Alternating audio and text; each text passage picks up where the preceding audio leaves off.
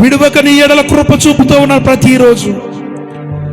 ఆయన శాశ్వతమైన ప్రేమతో ప్రేమించాడు కనుకే మనము దేవునికి దూరం అయిపోయినా, దేవునికి మనం దూరంగా నడిచిపోయినా, ఆత్మలో దేవునికి దూరం అయిపోయినా, క్రియల్లో దేవునికి దూరం అయిపోయినా, ఆయన ఒకవేళ మనము బాధ పెట్టిన మన పనుల చేత ఆయన మనల్ని శాశ్వతంగా ప్రేమించాడు. ఆయన తల్లి గర్భంలో పడకముందే, జగత్ పునాది వేయబడకముందే, సృష్టి రవ్వంతా నిర్మించబడకముందే నిన్ను నన్ను ఆయన శాశ్వతమైన ప్రేమతో ప్రేమించాడు. ఆయన ఆ ప్రేమలో ఆయన నిన్ను తన రక్తంలో కడుక్కున్నాడు. ఆయన తన రక్తము చేత ముద్రించుకున్నాడు. ఆయన అందుకనే ఒకవేళ నువ్వు దేవునికి విరోధమైన పనులు చేసిన,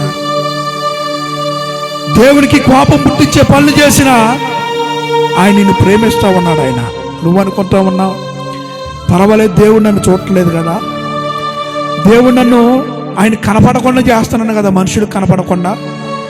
అమ్మగారికి అయ్యగారికి ఎవరు చెప్తారులే, ఎవరు చెప్పరుగా మనం చేసే పనులు అనుకున్నారేమో.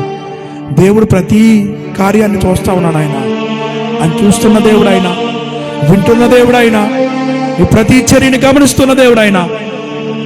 ఆయనను దేవునికి నువ్వు దుఃఖం పింటించినా కానీ, దేవుని నువ్వు బాధ పెట్టినా కానీ, అన్ని విషయాల్లో కూడా, నీ ప్రవర్తన విషయంలో, నీ భక్తి విషయంలో, నీ మాట విషయంలో, నీ నడక విషయంలో, నీ పడక విషయంలో ఆయన బాధ పెట్టినా, దుఃఖ పెట్టినా, ఏడిపించినా ఆయన మనకు ఒక వాగ్దానం ఇచ్చాడు. ఏంటంటే ఆయన శాశ్వతమైన ప్రేమతో మనల్ని ప్రేమిస్తా ఉన్న దేవుడు ఆయన.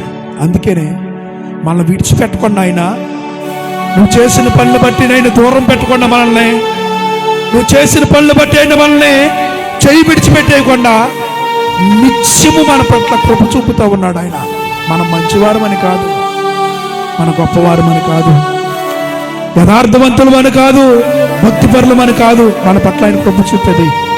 ఆయన ఒకసారి ఆయన మాట ఇచ్చాడంటే నరుడు కాదు, ఆయన మాట తప్పడానికి. ఆయన శాశ్వతమైన ప్రేమతో నేను ప్రేమిస్తూ ఉన్నాను.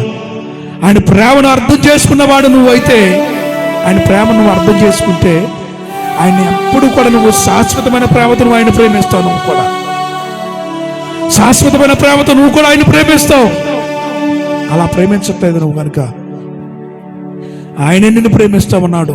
ఆయన వాగ్దానం మన పట్ల శాశ్వతమైన ప్రేమతో ప్రేమించే దేవుడు ఆయన. అందుకే నీ ఎడల విడువకుండా కృప చూపిస్తూ ఉన్నాడు ఆయన. హల్లెలూయా చెప్తామా? హల్లెలూయా.